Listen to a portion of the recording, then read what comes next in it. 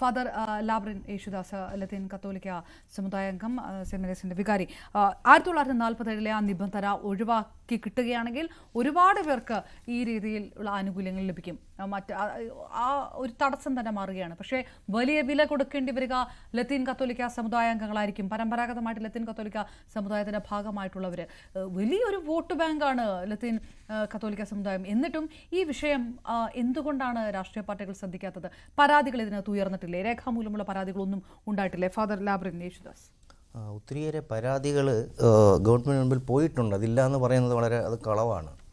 കാരണം ഈ ഇഷ്യൂ ഒത്തിരി ഡെലിക്കേറ്റ് ഇഷ്യൂ ആണ്. ഞാനൊരു ലത്തീൻ കത്തോലിക്ക സഭയുടെ ഒരു അംഗമായതുകൊണ്ട് എനിക്കത് പലർക്കും അത് ബുദ്ധിമുട്ട് ഉണ്ടാക്കുന്ന ഒരു ഇഷ്യൂ ആണ്.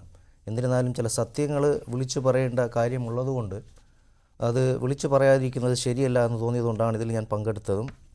പ്രത്യേകിച്ച് 2010 ഒരു ജീവ വന്നതായിട്ട് പറയുന്നുണ്ട്. പക്ഷേ ആ ജീവയ്ക്ക് മുമ്പ് നമ്മുടെ കേരള നിയമസഭയിൽ റവന്യൂറ്റി ഡിപ്പാർട്ട്മെൻറ്റിനോട് നമ്മുടെ കേരള നിയമസഭ ഒരു ചോദ്യം ചോദിക്കുകയായിരുന്നു. അത് പ്രത്യേകിച്ച് ക്രിത്താട്സ് വഴിയാണ് അവർ ചോദിച്ചത്.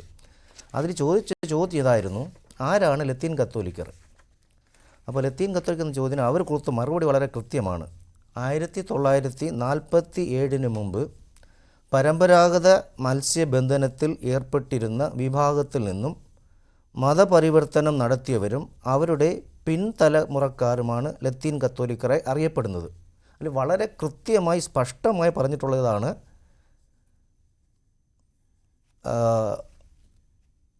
മത്സ്യബന്ധനത്തിൽ ഏർപ്പെട്ടിരുന്ന വിഭാഗത്തിൽ നിന്നും, വിച്ച് മീൻസ് അത് മത്സ്യത്തൊഴിലാളികൾക്ക് കൊടുക്കേണ്ട കൃത്യമായിട്ടുള്ള സംവരണമാണ്.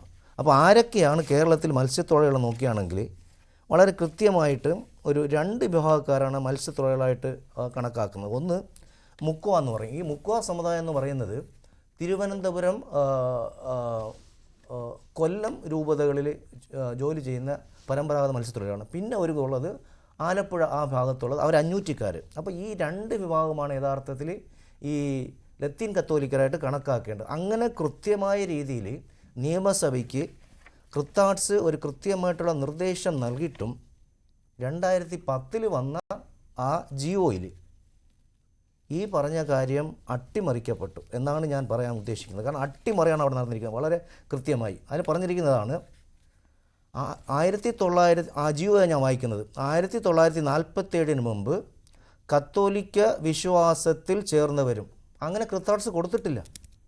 ക്രിത്താട്സ് വളരെ കൃത്യമായി പറഞ്ഞതായിരുന്നു ഞാൻ നേരത്തെ പറഞ്ഞതുപോലെ പരമ്പരാഗത മത്സ്യബന്ധനത്തിൽ ഏർപ്പെട്ട് ക്രിസ്തുമതം സ്വീകരിച്ചവർ. പക്ഷേ ഇവിടെ വന്നപ്പോൾ ജിയോ വന്നപ്പോൾ കത്തോലിക്ക വിശ്വാസികളും വിശ്വാസത്തിൽ ചേർന്നവരും അവിടെ പിൻതലമുറക്കാരുമെന്നാണ്. അപ്പോൾ വളരെ കൃത്യമായ രീതിയിൽ വളരെ പ്ലാൻ ചെയ്ത് തന്നെയാണ് ഈ മുക്കുവർക്കും അഞ്ഞൂറ്റിക്കാരുമാണ് യഥാർത്ഥ ലത്തീൻ കത്തോലിക്കർ.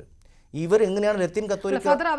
ആ 2 പദങ്ങൾ, മുക്കുവരും അഞ്ഞൂറ്റിക്കാരും, അതായത് മത്സ്യബന്ധന മേഖല എന്നുള്ള ആ പദങ്ങൾ മനഃപൂർവ്വമായിട്ട് ജിയോയിൽ ഒഴിവാക്കപ്പെട്ടു. യെസ്, അത് വളരെ കൃത്യമാണ്. അപ്പോൾ ഇത് ഒഴിവാക്കിയത് തന്ത്രപൂർവ്വമാണ് ഒഴിവാക്കിയത്. അതിനുശേഷമാണ് ഈ അവർ പറഞ്ഞ ജിയോ അനുസരിച്ച് ലത്തീൻ കത്തോലിക്ക വിശ്വാസം ചേർന്നവർ. അതുകൊണ്ട് ഇപ്പോൾ ആര് ചേർന്നാലും അത് നെയ്യാറ്റിൻകര രൂപയിലാണ് കൃത്യമായിട്ട് നടക്കുന്നത്. ആര് ചേർന്നാലും അവർക്ക് ജോലിക്ക് വേണ്ടി വളരെ വ്യാപകമായ രീതിയിൽ അവർ കൃത്യമായിട്ട് കൊടുക്കുന്നു. അത് എൻ്റെ ശ്രദ്ധയിൽ പലരും പെട്ടിട്ടുണ്ട്. പ്രത്യേകിച്ച് ഞാൻ അധികാരികളെ അറിയിച്ചിട്ടുമുണ്ട്, രേഖാമൂലം അറിയിച്ചിട്ടുണ്ട്. അതായത് ഈ തൊഴിൽ വേണ്ടി മാത്രമല്ല, അതായത് ഈ സ്കൂളുകളിൽ അഡ്മിഷൻ, കോളേജ് സ്കൂളുകളിൽ അഡ്മിഷൻ കിട്ടാൻ പോലും 2% അഡ്മിഷൻസ് അവിടെ കിട്ടുന്നുണ്ട്. അവിടെയും പലരെയും ഇങ്ങനെ ലത്തീൻ കത്തോലിക്കർ അല്ലാത്ത, പ്രത്യേകിച്ച് മുക്കുവരും അഞ്ഞൂറ്റിക്കാരും അല്ലാത്ത ആൾക്കാരെ ഇവർ കൃത്യമായിട്ട് ഇതിൻ്റെ അകത്ത് അവർക്ക് സംവരണ സർട്ടിഫിക്കറ്റ് കൊടുത്ത് അവരെ അഡ്മിഷൻസിലും അതോടൊപ്പം തന്നെ തൊഴിലുകളിലൊന്നും അവർ കുത്തി നിറയ്ക്കുന്നുണ്ട്. അതായത് 2010 തൊട്ട് പ്ലാൻഡ് ആയിട്ട് നടക്കുന്ന കാര്യം. അപ്പോൾ 2016 ഉത്തരവ് വന്നാലും അത് കൂടുതൽ ഈ കുറച്ചും കൂടെ ഒരു അധികാരം രൂപതകൾക്ക് കിട്ടുന്ന രീതിയിലേക്ക് കൊടുത്തു. ഇതിൽ വളരെ വൈചിത്രമായിട്ട് തോന്നുന്നത് മത്സ്യബന്ധന മേഖല എന്ന് പറയുന്നത് വളരെ ശക്തമായിട്ടുള്ള ഒരു വോട്ട് ബാങ്ക് കൂടിയാണ് രാഷ്ട്രീയ പാർട്ടികളെ. എങ്ങനെയാണ് ഈ രീതിയിലുള്ള ഒരു മാനിപ്പുലേഷൻ നടത്തുകയും രൂപതകൾ തന്നെ അവരറിഞ്ഞുകൊണ്ട് ഇങ്ങനെ ഒരു തട്ടിപ്പിന് കൂട്ടുനിൽക്കുകയാണ് എന്നുകൂടിയാണോ? അതിൻ്റെ സത്യാവസ്ഥ പറയുകയാണെങ്കിൽ ഞാനിപ്പോൾ പറയുന്നില്ല. കാരണം ഈ ഇങ്ങനെ ഒരു ജീവൻ ഉണ്ടാകാൻ വേണ്ടി അതിൻ്റെ പുറകിൽ ഒത്തിരിയേറെ വ്യക്തികൾ പ്രവർത്തിച്ചിട്ടുണ്ട്.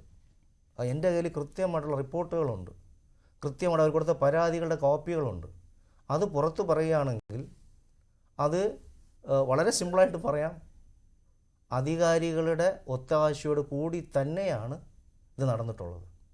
അവർ കൃത്യമായിട്ട് ഗവൺമെൻറ്റിന് പല റിക്വസ്റ്റുകളും കൊടുത്തിട്ടുണ്ട്. 1993 മുതൽ പല പരാതികളും കൊടുത്തിട്ടുണ്ട് ഇങ്ങനെ മാറ്റിമറിക്കാൻ. ഞാൻ ചോദിക്കുന്നതിൽ ഒന്ന് തോന്നുന്നത് ഫാദർ, ഈ പല വിഷയങ്ങൾ, പ്രതിഷേധ വിഷയങ്ങളൊക്കെ വരുമ്പോൾ സമുദായത്തെ, മത്സ്യബന്ധന മേഖലയെ മുന്നിൽ നിർത്തിക്കൊണ്ട് വലിയ പ്രതിഷേധങ്ങളൊക്കെ ക്രൈസ്തവ സഭകൾ നയിച്ച ചരിത്രമുള്ള നാട് കൂടിയാണ് കേരളം. ഒരുപാട് പിറകിലേക്കൊന്നും പോകണ്ടല്ലോ.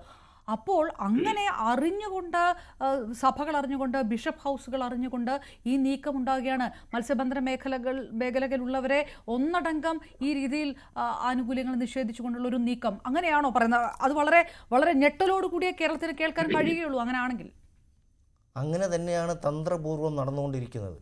വളരെ കൃത്യമാണ്. അതിന് അറിഞ്ഞോ അറിയാതെയോ വ്യക്തമായ അല്ലാതെയോ പലരും കൃത്യമായ രീതിയിൽ സപ്പോർട്ട് ചെയ്തുകൊണ്ട് തന്നെയാണ് ഈ സംവരണം അട്ടിമറിക്കപ്പെട്ടുകൊണ്ടിരിക്കുന്നത്. ഓക്കെ, ശരി, ഞാൻ തിരികെ എത്താം.